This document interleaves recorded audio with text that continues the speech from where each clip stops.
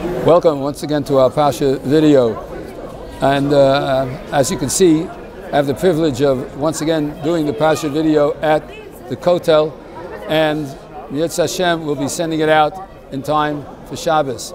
The reason I'm able to accomplish this, thank God, is because I have the wonderful privilege of having my son Chaim, who's from Memories in Motion, the video master over here, taking this particular video, and he's the one who is going to help send it out. I want to give a big yashar koach to him and thank you so much for all the expertise and the fact that we were able to get here today all together in the rain, and it was terrible coming from Elazar, but Baruch Hashem we managed to come. And I also have the privilege of making this video in the company of so many of my students from the yeshiva in Elizabeth who came when they heard that I was coming today to the Kotel to make the video.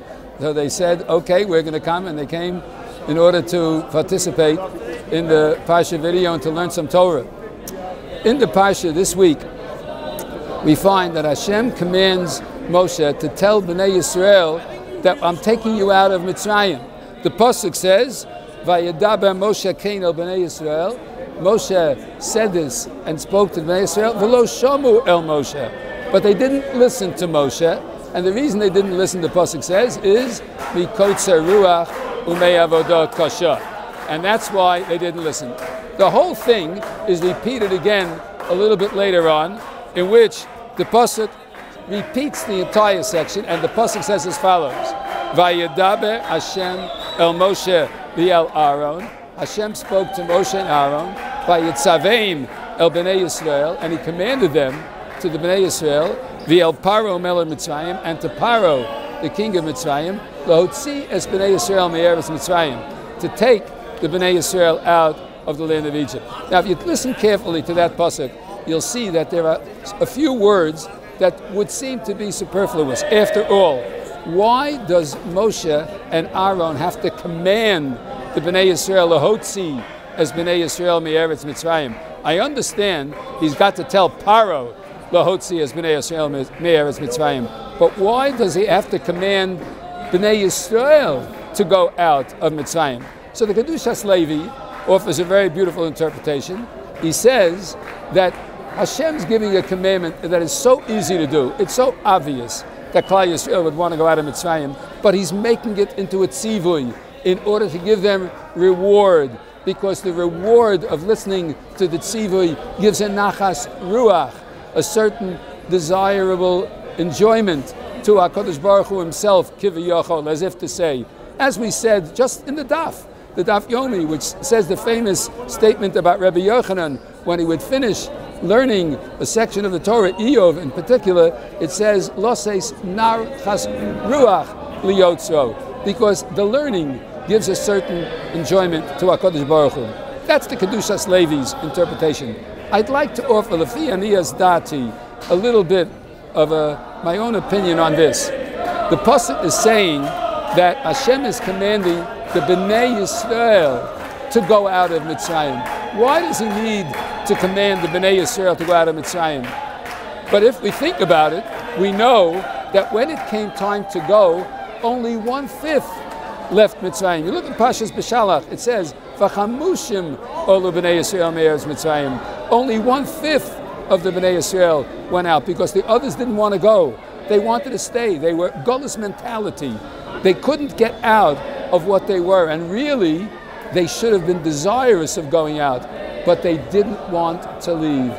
Don't we have a similar situation throughout Klal Yisrael today? After all, it's so easy today for any member of Klal Yisrael to follow the Torah. It's readily available. It's available in all languages. It's available in the teachings of all the greats of the past that have now been translated into English.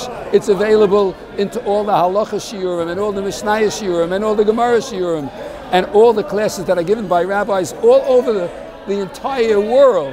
And yet there are so many that are stuck in their Mitzrayim mentality. They're slaves to their own desire. They're slaves to the point that they don't get themselves out of the comfortable position they're in. Growth requires a little bit of stepping out of your comfort zone. It means doing something a little bit different than it's always been done in order to be able to accomplish?